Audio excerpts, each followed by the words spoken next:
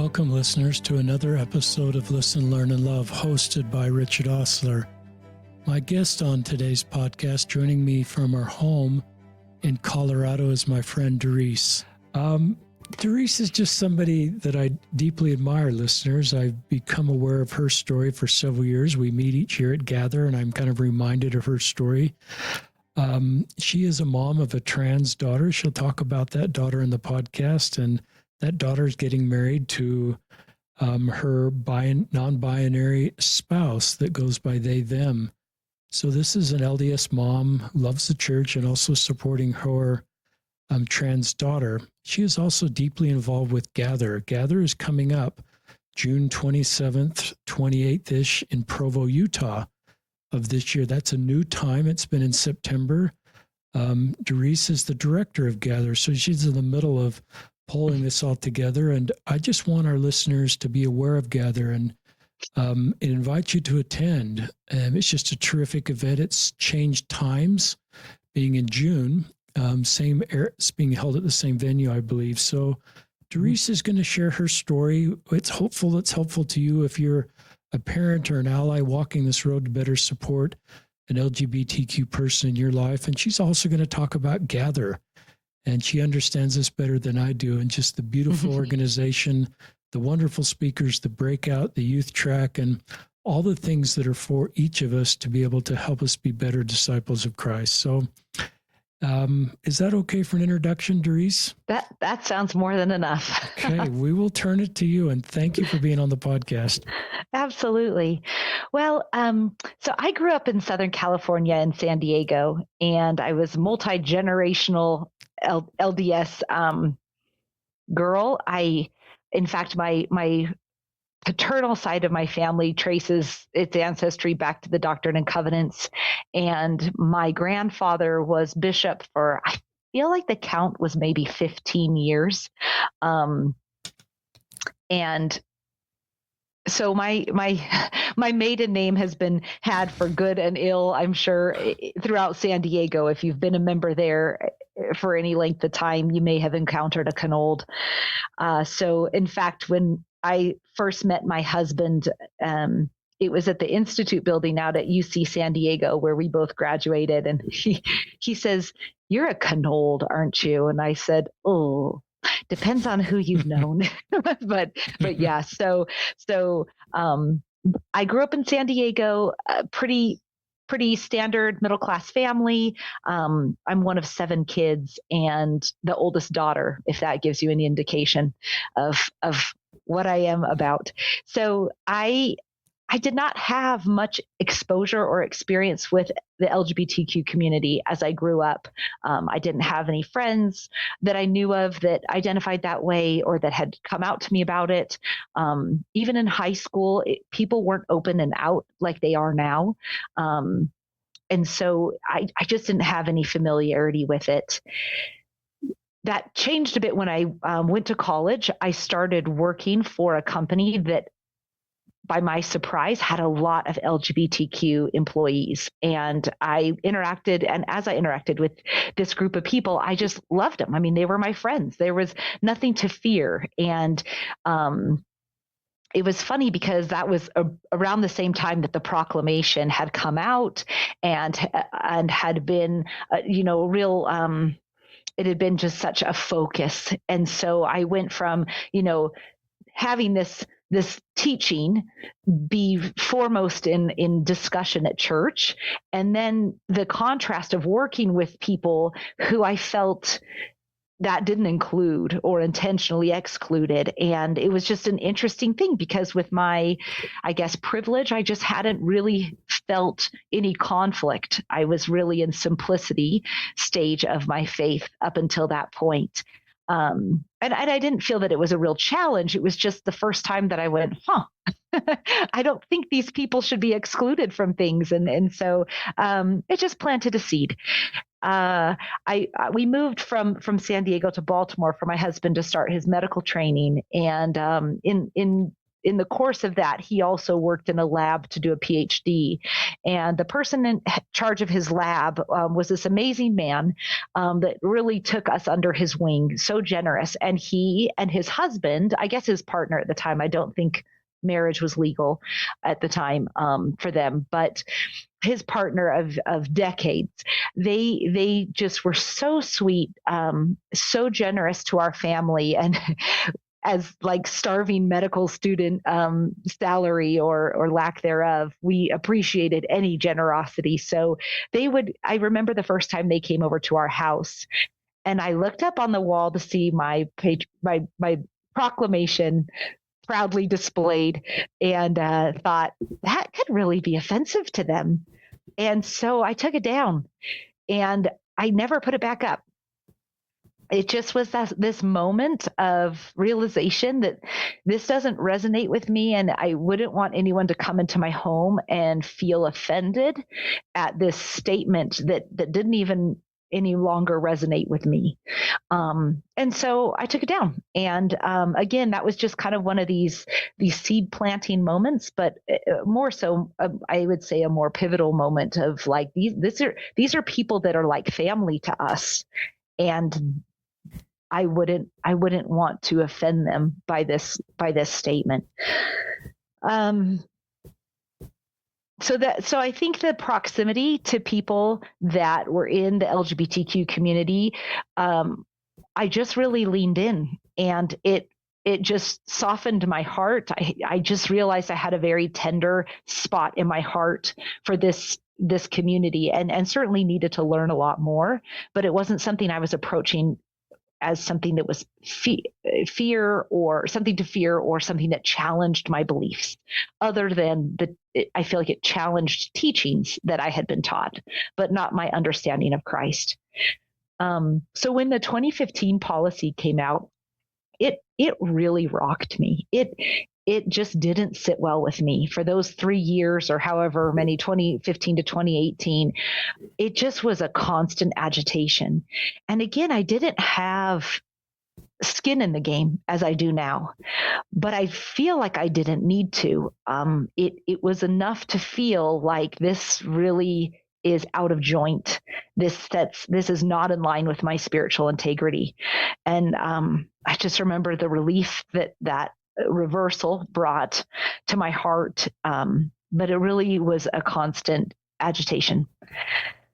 And again, I think that this was just this, maybe I'm like a frog getting boiled alive slowly, but it was just this exposure, and where I was just being tenderized, if you will, to accept what my journey would then look like. So as my kids got older, entered middle school and then high school, I noticed that a few of them had a lot of LGBTQ friends. And again, this was very different from my experience as in my youth. Nobody was out in high school or junior high.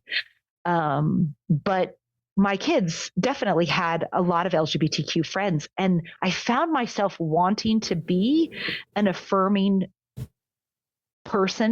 parent for these kids. I knew that some of them didn't have affirming parents, and I just wanted them to know our home was safe, that I was safe, and I just felt like I wanted to root them on.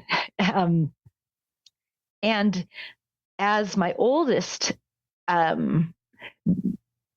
matured, I remember my husband and I talking to her and saying, hey, if this is the community where you find belonging, please know that we will love and accept you. We wouldn't ever want you to feel that you couldn't be honest with us. And she reassured us, no, these are just my friends, but I'm straight.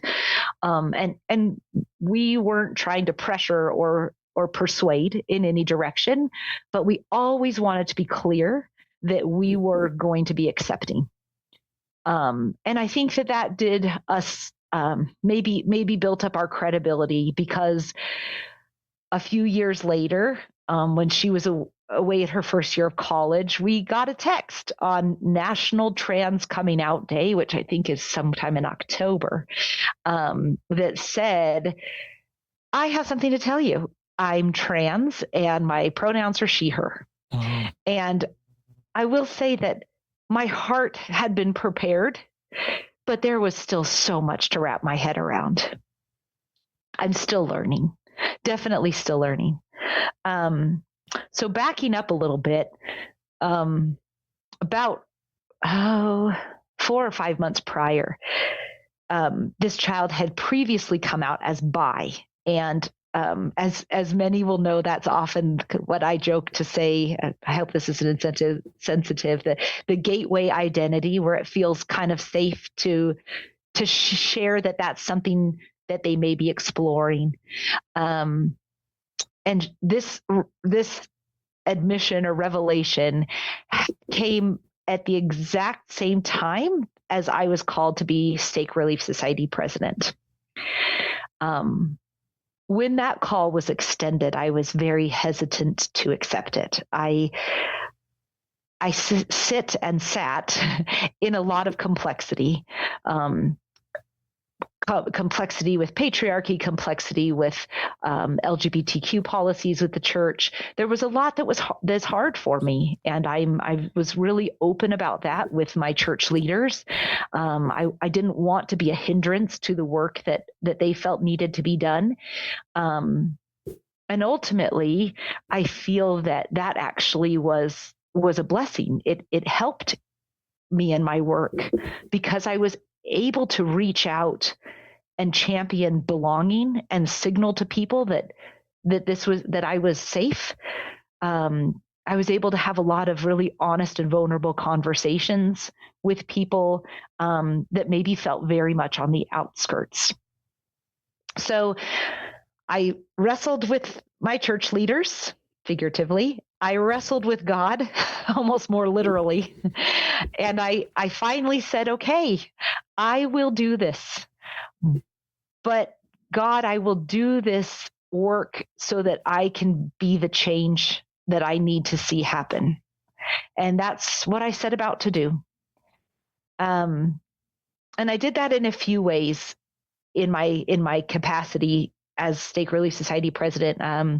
My first order of business was to write up a job description for a calling I wanted to have put in place. I really thought our stake would benefit from having a stake inclusion specialist, someone who could be a resource to families, to individuals, to leaders, just to anyone who says, I need to understand how I can better minister to and live my covenants with the LGBTQ members in our stake. That took a lot of work and convincing. I met with the stake presidency. I really did type up a job description and had it for them all. And my sweet friend Carrie Baldwin was the lamb to the slaughter, would we say. She is a wonderful resource and full of love, and an LGBTQ parent. She's my partner in crime in a lot of this. And so I put her name forth as the person who would just do phenomenal in this role. We met as a stake presidency and the women leadership and her, and they kind of went through a vetting process with her. And she had a beautiful presentation that she was permitted to share with the Bishop Bricks of the stake. And it was basically a compilation of quotes from church leaders and statistics, just sharing about the impact that inclusion work has and our responsibility as members of I guess, as disciples of Christ, to reach out with love. And it's just this beautiful presentation. So she presented that to the Bishop Bricks, and nothing really came of it. Sadly, the ball was left in their court, and there was one Bishop Brick member who did mention to the youth when they were trying to plan, I think it was kind of the youth standards night that's held annually. And he said, well, there is this resource in the stake. So she actually presented about LGBTQ inclusion at the youth standards night in their ward. So that was a success, I consider. I also, in my calling as Stake Relief Society president, I formed what I refer to as the Stake Women's Council, which was comprised of my presidency and the 6 Ward Relief Society presidents, and we met quarterly. And I did invite Carrie to present her resources and her what she was to these women. So she wasn't officially called over the pulpit. They said, well, we will acknowledge you as a resource for the stake, but we're not going to give you an official calling. So the women really responded well to having this resource, because they did have families that they wanted to refer to Carrie and say, so that they can come and say, help us know how to navigate. What are podcasts we can listen to, or books we can listen to? Of course, all those answers are Richard Ostler and others. But it was really interesting. I met with a brand newly called Relief Society president to kind of do a training. And I mentioned her this resource in addition to all these other things. And she called me that day and said, can you send me the name of that person? Because I just had a woman in my Relief Society come out to me. Wow. So I felt that it was through the women that we were able to make more connection and have that resource better utilized. So that was one thing that I felt really called to do in that capacity, was to have this inclusion specialist. I also was able to teach ward conference messages. So once a year in ward conference, the Relief Society lesson is taught by the Stake Relief Society presidency. And the first year, I and my presidency, we spoke about the simplicity and complexity, and simplicity beyond complexity. It's the Hafen's approach to the faith stages. Brian McLaren has it built out much more, but this, for the sake of this, we just talked about simplicity and the complexities that we face. And so I shared very vulnerably about the complexities of being a member of the church and having an LGBTQ child, and I was very vulnerable about it, and it seemed to be well received. I had one woman come up to me afterward in one of the wards and said, I have a gay son who is an adult, grown, and she said he all growing up, this is the first time she had ever heard the topic of having an LGBTQ child spoken about at church without shame. Wow. And what an honor to have been part of that. It was very moving. And I love that we can start changing the narrative and speaking proudly about our LGBTQ children and their divinity unapologetically.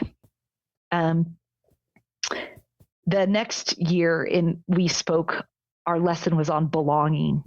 And again, I shared very vulnerably how even as the Stake Relief Society president, I often feel that I don't belong because of my LGBTQ child. And when we are singing songs that praise an ideal that I don't see reflected in my family, then it's hard to, when you don't fit the mold anymore, those things can kind of prick and they can hurt.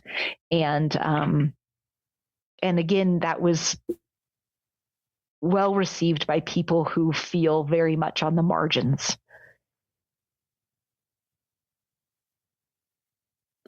So as I did this work within our stake, I noticed that there was a need that was beyond our stake, reaching out and connecting with people in the Colorado community. I actually attended a Lift and Love, their first mother's retreat, and that's where I first met you, Richard. It was wonderful. Felt I was still being very careful about who I shared about my child coming out, because I just wasn't ready for everyone to know. And some of the people I worked with in my calling, my leaders, I think they saw affirming my child as something that should be really done carefully and more measured than what I was doing. And I was pretty masked at church. But at this event, I felt like I can just freely talk about my child and then just embrace their identity and talk to others with similar experiences. And it was just such an incredible connection. And I wanted more of that. And again, partner in crime, my friend Carrie and I decided, let's do this in Colorado. And so we created an organization called Rainbow Connection, and the connection, the CO in connection is capitalized for Colorado. So Rainbow Connection Colorado. And we thought, let's hold an event and invite people throughout the area to come and listen and learn about LGBTQ inclusion.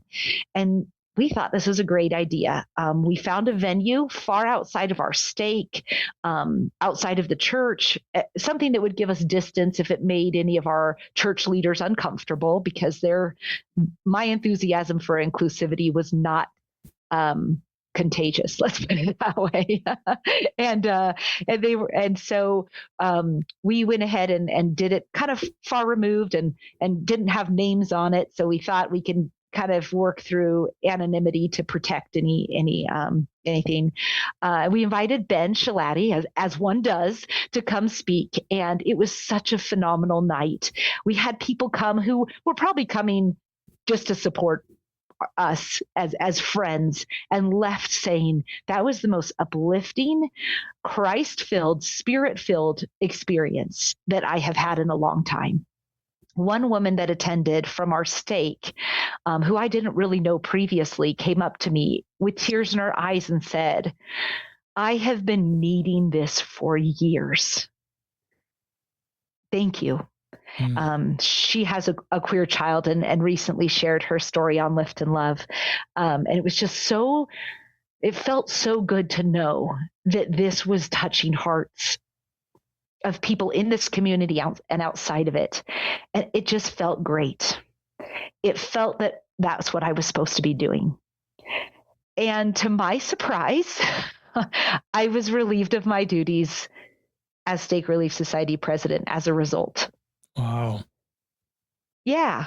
Wow. It was interesting because at the time we had been studying the New Testament and for Come Follow Me. And I observed that I couldn't unsee the parallels of Christ's earthly ministry and focusing on the marginalized.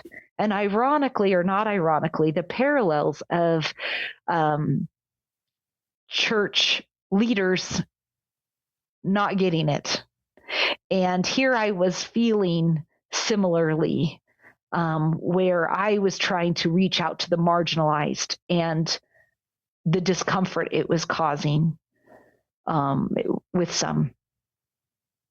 But the silver lining is that freed me up to explore more of this space of allyship. And just a couple months later, I began working with Lift and Love. They had a need for someone to fill being a story coordinator. And so I threw my hat in the ring and said, I think I could do that. And what that entails, if you're unfamiliar, Lift and Love weekly publishes a story that is focused either on an LGBTQ individual or told by from the journey of the parents, and it's written by Autumn McAlpin. She interviews and then publishes these stories, and she's phenomenal. And it's my job to go and find people to share their stories. So if you want to share your story, anyone, please go to Lift and Love and fill out a form, and I'll reach out to you and we can set that up. But it is just such an honor and a privilege and a sacred experience to work with these people to share their stories, because I think that sharing our stories really brings us together. It knits the community and it changes hearts. So that was my first step. That I gave myself a calling, and it was to be story coordinator. No sustaining needed, at least not from the pulpit. And so I've been doing that for a couple of years now. And then I attended Gather shortly after all this went down. And at Gather, I was able to, because of friendships that I had developed with people from Lift and Love and such, I was able to help with some things with Gather the first year. And as a result, Allison Dayton said, I need someone to take over the store, because her daughter had just had her first grandbaby and your grandbaby. Yes, that's true. and her daughter, who helped run the store, was not going to be able to do that anymore. And so I texted my teen daughters and said, you think you could help me with this? And they said, sure. So again, I said, I can do that.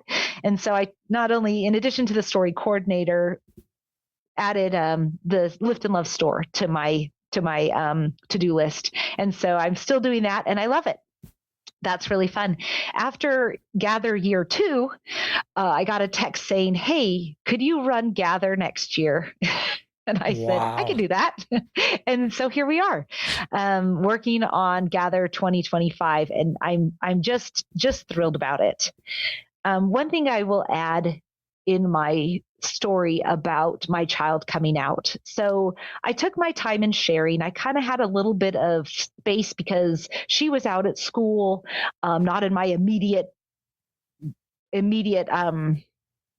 I guess not top of mind in terms of people that I was interacting with. So I could kind of have a little bit of luxury in timing how I wanted to share and with who I wanted to share this information. And I shared with my family and my husband's family. And I will say that our family and friends have been so incredible, so affirming. My dad is 80 and a patriarch, and works to get names and pronouns right, and is so affirming, as are all of our parents. That it has been really lovely, and they can't wait to come to the wedding. Wow. This has been the best reception by family and friends. How lovely it is to have affirming people for not just the LGBTQ individual, but for the parents. It is just, I've been blessed with that experience. I'm grateful for it, and it helps me to see what I need to be for people when they are stepping into this space, because it can be scary. It can be intimidating.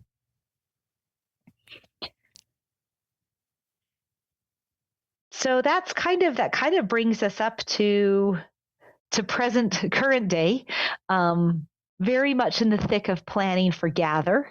I also, in addition to working with Lift and Love, I began working with Autumn McAlpin and Vienna Boys, who are putting together an incredible documentary called Sanctuary. Many people featured on it, I think, have been on this podcast. I won't go into names, but I don't want to spoil anything. But I've had a small role in helping be the archival producer for that project. And I just got to screen it last week, and wow. It is so powerful. It is so exciting. I can tell a little bit about the purpose of the film is to explore the concept of sanctuary through a marginalized lens, particularly LGBTQ people, what a sacred space means to them, and when what maybe was traditionally a sacred space you feel pushed out of, and where you can find solace, safety, and sanctuary. And it's so moving. It's so beautiful. There is a lot of focus on the LGBTQ LDS experience, but also experiences outside of our faith. The voices, the stories are just so powerful and moving. So I'm excited for that to be premiered at a upcoming film festival, TBD on that, but that's something else I've been working on in my spare time. Okay, Richard. I've just loved listening to you, Darice, and hearing your story, connecting to this organization, what you did in your stake, and being a parent of a trans daughter. And this is not a single-dimensional podcast, so that's who you are. Do you have more you want to share? Do you want me to kind of recap what I liked and then kind of send it backward to you? Yeah, that sounds great. Why don't you recap? I can't remember what I just said. So you that are regular listeners know that I have a notepad out and write down things that sort of jumped out to me, and they may be different than jumped out to you, but it's just kind of my way of processing the content and trying to learn from a podcast guest in Darice. But I love proximity and your personal story to be proximate to LGBTQ people. That's certainly, my journey too. I love your conversation about the proclamation of the world. The family proclamation has a few different names, and you're just not wanting to offend somebody.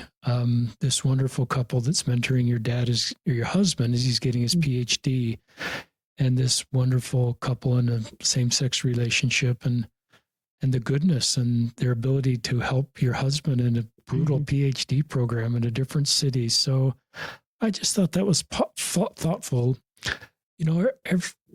Most allies that are in this space have kind of recognized the complexity of the proclamation, and I just honor everybody's journey with that. We have a proclamation up in our home, and it's not in the room I do podcasts. It's not in the room where I meet LGBTQ people, because I realize it can be triggering to them.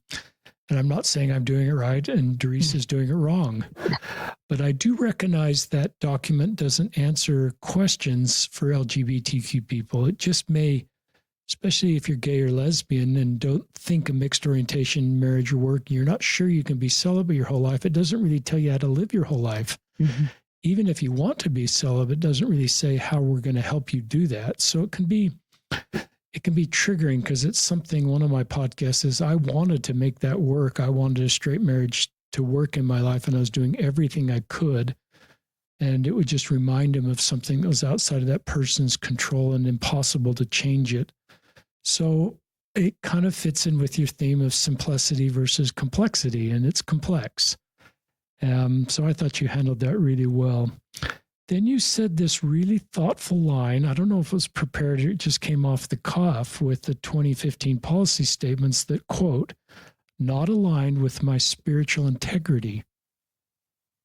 That was just a beautiful statement of grace and just your inner compass. And I felt the same way, not being comfortable with that and not comfortable with the doctrine that, all like unto God and let little children come unto me, and we were making that harder to them, and it seemed punitive, and it seemed unnecessary, and it seemed reactionary. I was very uncomfortable with it at the time. I didn't know what to say. I was a YSA bishop. I actually did do a Facebook post just acknowledging the complexity of it, basically saying I support our church and leaders, but I recognize this is really complex, and I didn't know what else to say except say that. And I always felt that they perhaps would be reversed. And so I thought, that was really well done. I love that you accepted the call to be a Stake Relief Society president and then did everything in your circle of control to help people feel like they belonged. And church was a safe place. And I just wrote down a lot of notes here is your ability to deal with complexity and be in complexity, I think helps other people in complexity and those in simplicity, because you were there once. And I've always felt that leaders sometimes that are in complexity have the skills to help others feel like they belong, because they recognize the complexity of church for some. And so I think you're armed with greater ministering tools and greater understanding. And then you call this stake inclusion specialist, Carrie. I forgot her last name. Carrie Baldwin. Carrie Baldwin, if you're listening, you're awesome. And I love what you did then in your circle of control to do this training meeting with bishops and just talking about how to support LGBTQ members. I love what you did creating a stake women's council of the Relief Society presidents and how you met quarterly. I think that's great. I love that then in some of these ward conferences, if I've got it right, as you would speak as a Stake Relief Society president, as you spoke about LGBTQ at times, and this woman said it's the first time anyone spoke about having an LGBTQ child without shame. Yeah, that really stuck with me. And wow. And then a second ward conference about belonging, and just, for everyone that probably told you it meant something to you, I bet there were a lot of people that are so grateful for what you did. And everything you did sometimes I'll have the mental discussion, listeners, what can we do in our church without changing doctrine or policy just to improve the experience for LGBTQ people and families that have LGBTQ children? That's what you did. This didn't change doctrine or policy. You just normalized talking about this subject. And there's probably more you did there that I'm not aware of, but I just love what you did. And I'm sorry you got released after you did the Rainbow Connection, and just how helpful that was for other people, and how terrific Ben is. And that one woman that I think came up to you just in tears, and I needed this. And I hope listeners were able to do that as a church. We can mature enough that we talk about LGBT as our own people. I think sometimes since our senior leaders aren't doing what you felt impressed to do, then we get nervous about it. We have this culture, we don't want to get ahead of the brethren, and we feel uncomfortable. And I think it takes real courage you have the mantle, you have the calling to do what you feel is, going to bless the lives of the women in your stake. And I think you did a great job, and it perhaps made some people feel uncomfortable, and your calling ended, and I'm sorry for that. And just recognize it was interesting when we got started sending out things with Ben. We had some stake presidents in other parts of Colorado say, "Dang, we would have hosted if we'd have known." So it's just it really showed it really showed an opportunity for better training across leadership, that this doesn't need to be a taboo topic. It could be something we can learn to do better. And it just I made an attempt in writing a letter to some other leaders, suggesting here's an opportunity for clarification, and it didn't really go anywhere, but that's okay. I'll just do the work myself. But thanks for your courage. And I think of the Bridge Over Troubled Water song, where our job as allies is to sort of take the spears and lead the way and create space for LGBTQ people, because they can't step out of this space. It's who they are, and it's a good thing. And they need our love and support. So I love all that you've done, in your job in the stake, and then creating Rainbow Connection. And then what you've just continued to do is sort of this invitation I give to allies, is to do what you can in your circle of control to improve the experience for LGBTQ people. It may be a church calling at times. It may not be. I was the primary activity days leader recently in our ward, and I didn't do anything in that space. It wouldn't be appropriate to sort of talking about this subject in that space. Yeah. Well, and for me, I haven't been given a calling since, and that was a couple of years ago. But with the recent trans, I don't know if they're calling it a policy, the guiding principles that were added to the handbook in August of 2024, it makes me very hesitant to be willing to accept a calling, because I really am trying to be aware of my privilege. I am not attending gendered meetings at church because my trans brothers and sisters cannot. I would not accept a calling that a trans person could not accept.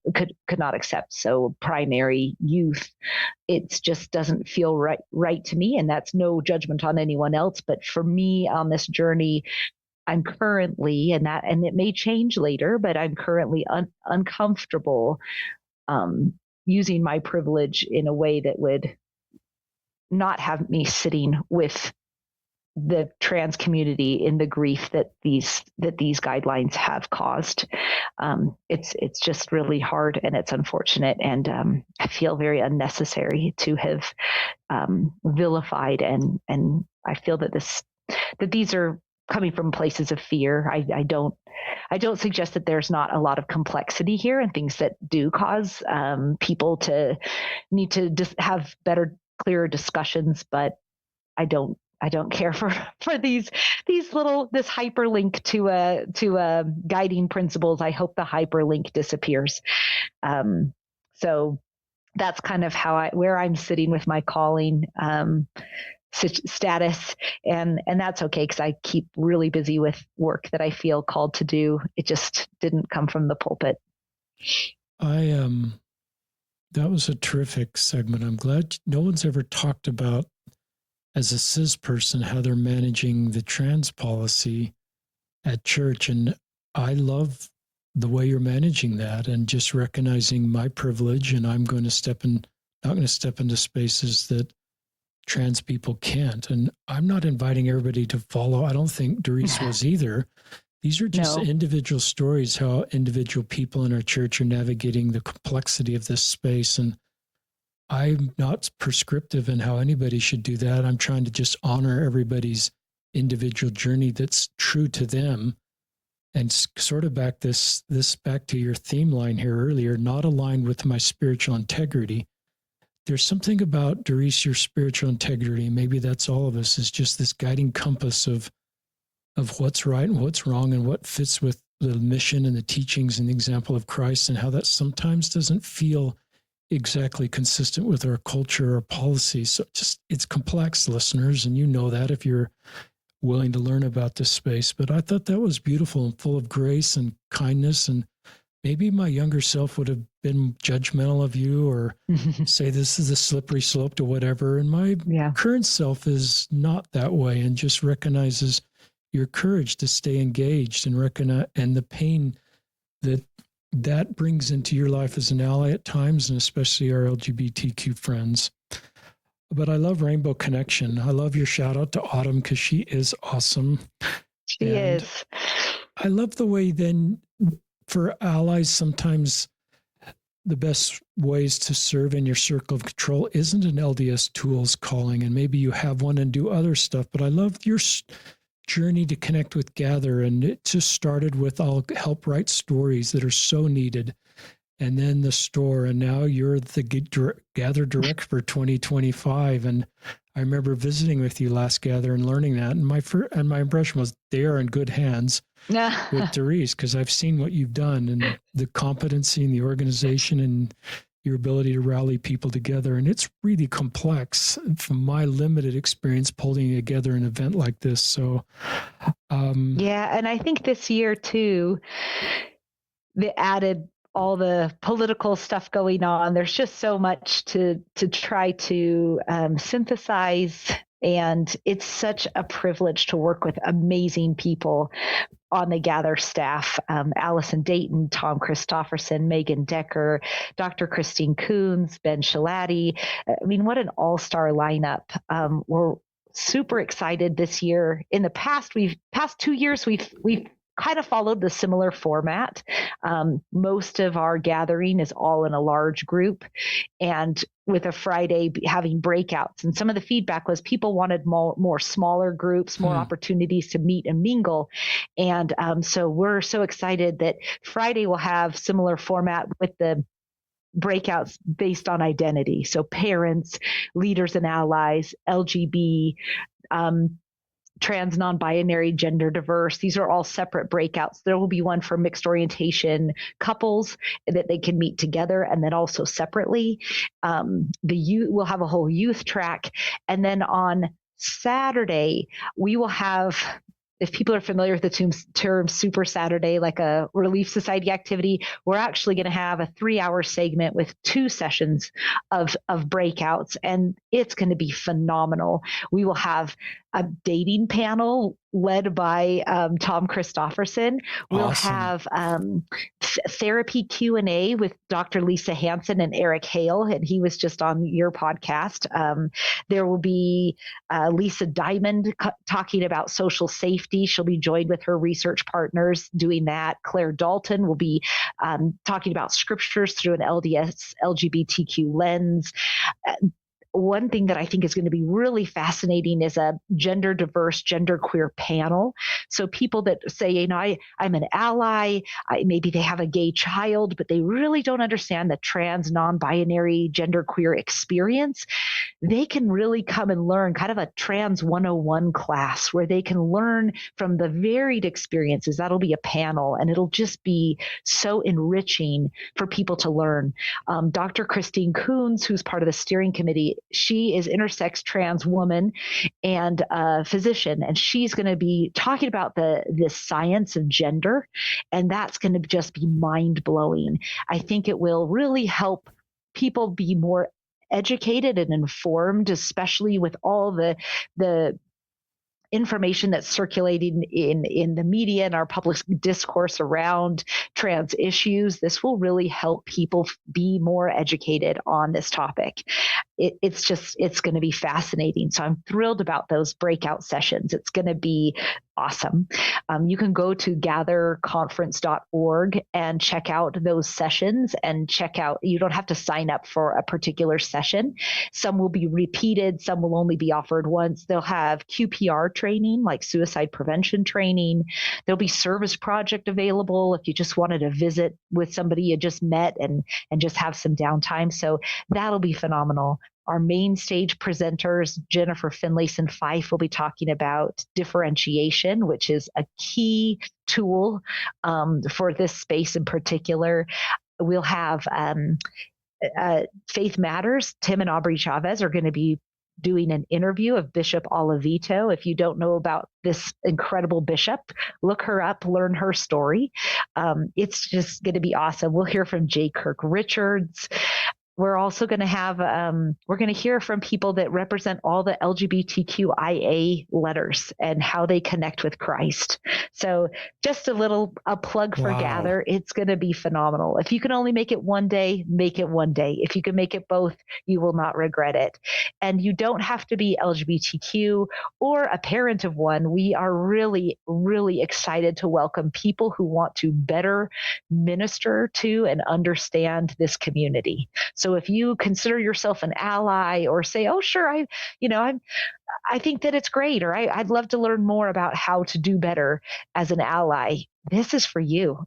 You will come away with a lot of tools, skills, and better understanding about this community and your role here. That is phenomenal. I know most of those names, and those are phenomenal people.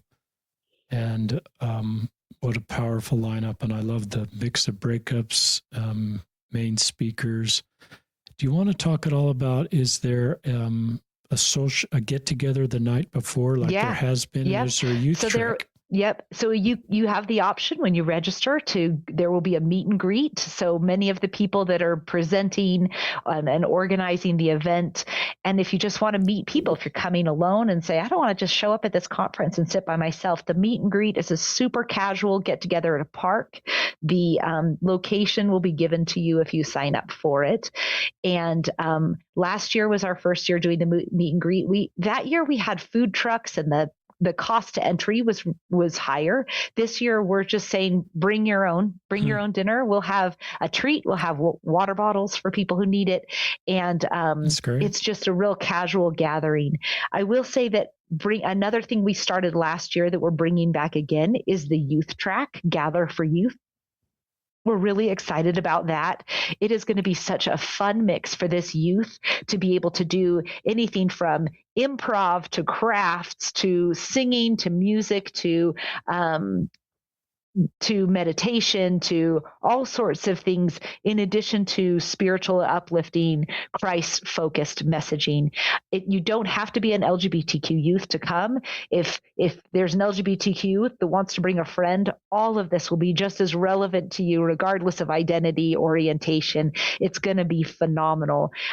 What I love most about the youth track is that these kids can come in and worship and celebrate the gospel and celebrate their testimonies and celebrate Christ in an authentic way. I imagine for them, if it's anything like my experience, like I do a fair amount of masking at church where I feel like I am not sharing all my authentic self. And I have to imagine that the youth that are LGBTQ probably are doing something similar, if not more extreme than I am. And Gather for Youth, they can just be themselves. And that is such a gift, because that's what Christ wants us to be. Boy, I love that. I love the idea of you can be yourself. I just believe that so much. I love the focus on trans, non-binary people.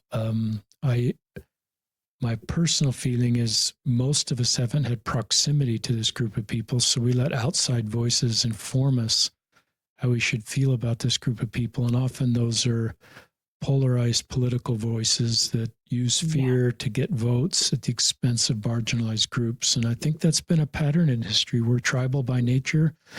We're taught to be afraid, I think, tribally of other people that are different than us. And as we mature, we're able to see, legitimate threats versus just fear-based stuff. And so my heart grieves for trans people and my non-binary friends. And we tried to do more podcasts in this space. And being trans or non-binary is not a bad outcome. You talk about Dr. Christine Coons and your own daughter, and the trans and non-binary people I know are just remarkable human beings doing wonderful things in society, often at great cost as they're trying to be authentic. And the pain they feel, I think sometimes is working through gender dysphoria, which is a real thing, but then society, how they talk about people like them. And the research I've seen, most people maybe have only met one trans person, if any, and very few have met, the majority of Americans do not know two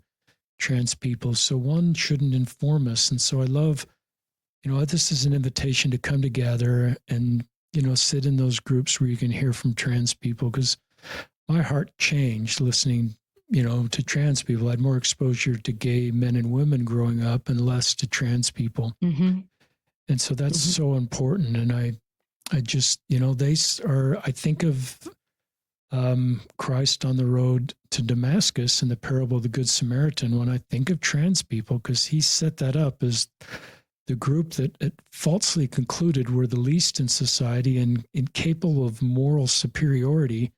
The Samaritans, shocking to the Jews, exhibited the superior moral behavior. Yeah. What a powerful thing and shocking thing Christ taught.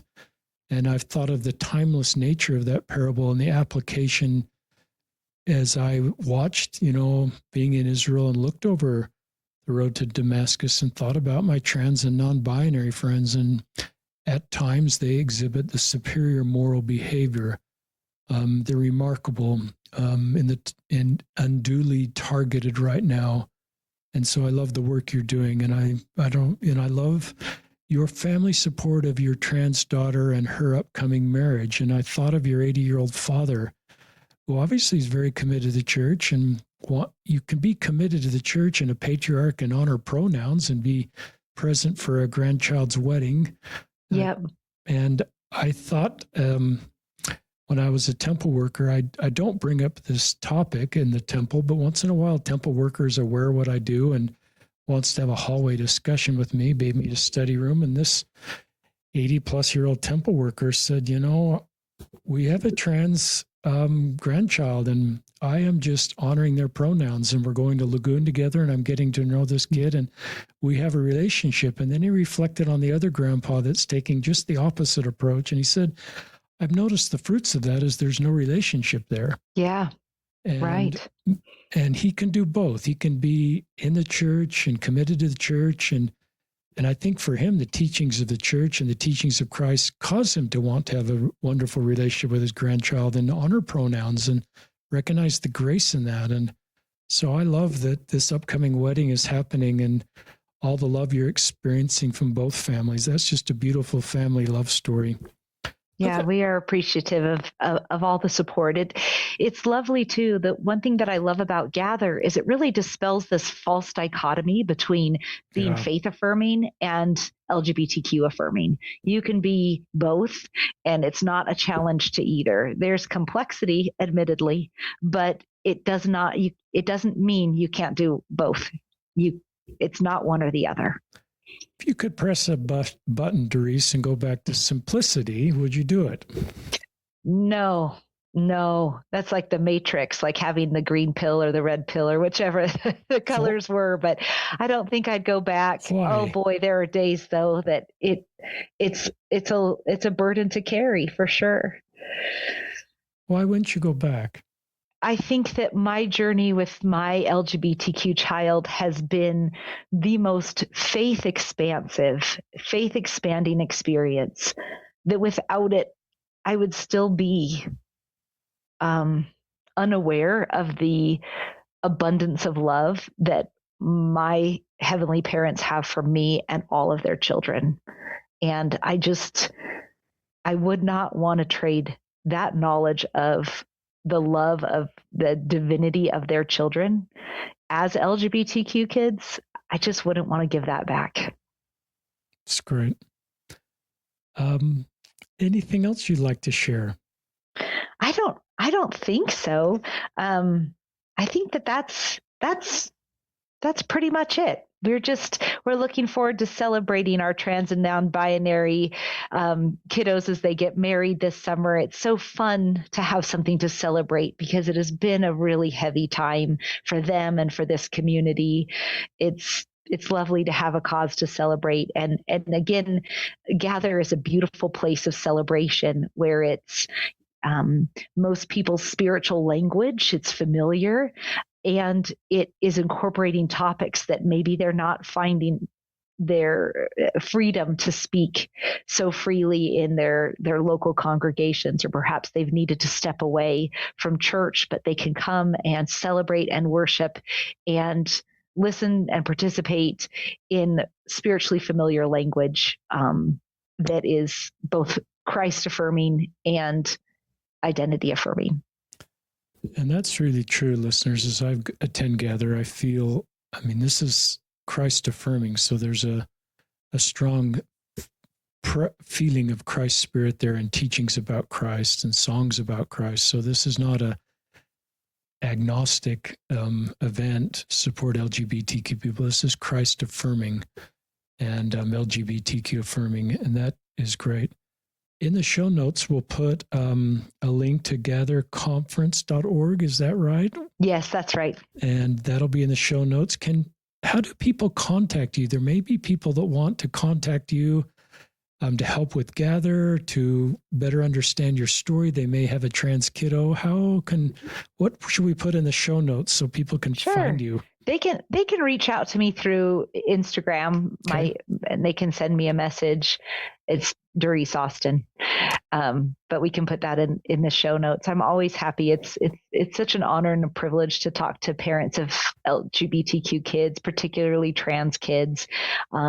There's a lot of complexity, a lot to learn in this space, a lot I'm still learning. And one of the benefits I feel Lift and Love offers various support groups.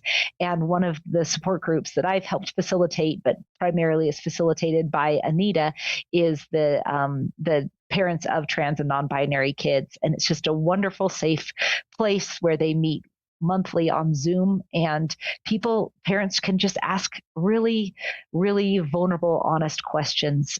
For example, a parent will say, my kid wants to get on hormones and I'm so afraid. What do I do? And parents have chimed in saying, this was actually life-saving for my child. And here's what I learned about it to make me feel more comfortable. So there's really lovely discussion where parents can be resources for one another. So if you are wanting to learn more, look into the Lift and Love support groups. There are many. I think we fit almost every category, check every box, a parent or individual identifying. It's extensive and a really great resource. I'm so glad you brought up the support groups, Darice, because those are terrific. I'm going to link in the show notes to the support groups where you can get to a landing page that has all of them listed. And I get DMs all the time, not every day, but usually several times a day, several times a week, of people that reach out to me and say, this one has a trans kiddo and they're brand new to the space. And I thought of the support group and other parents that are walking the same road.